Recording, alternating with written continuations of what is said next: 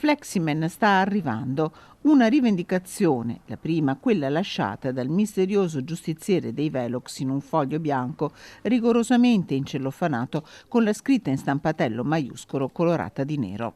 L'ultimo blitz ha abbattuto, segato di netto alla base con un flessibile come d'abitudine, uno dei due rilevatori fissi tarati sui 70 km orari lungo la strada provinciale 46 Brentana a Villa del Conte.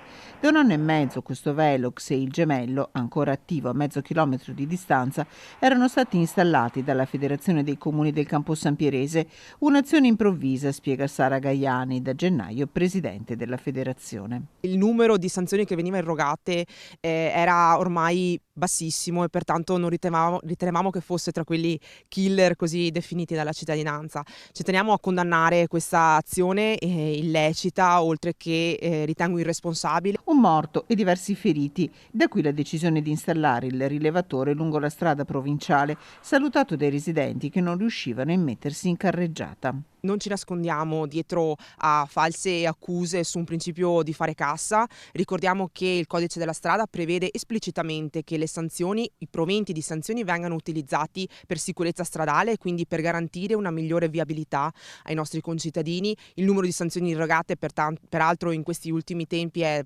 particolarmente irrisorio, è evidente che non c'era un principio di fare cassa ma di sicurezza. Sui rilevatori fissi sono in corso valutazioni da parte dei 10 sindaci della federazione. In questo momento non verrà ripristinato, ci riserviamo di fare le opportune valutazioni insieme agli altri colleghi. Al vaglio degli agenti della federazione che hanno informato la procura le immagini registrate dalle telecamere anche dallo stesso rilevatore abbattuto. Una traccia, insomma, Fleximen potrebbe averla lasciata.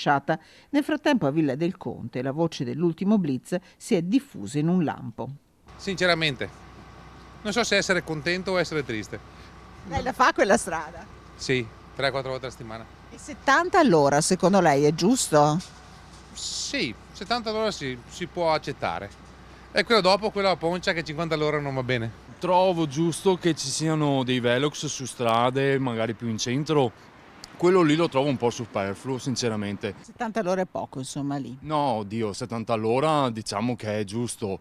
Se la tolleranza fosse 10 km in più, allora sarebbe più accettabile. Invece di 5, 10 sarebbe più tollerabile. Quelli ci vogliono in tanti posti per regolare la velocità, perché sennò in tanti posti sono messi un po' a disagio, dove magari a 70 si potrebbe andare anche a 90. 70 all'ora penso che sia giusto. Ma andare in giro a tagliare autovelox e tanti che lo premiano? Mi astengo, non commento.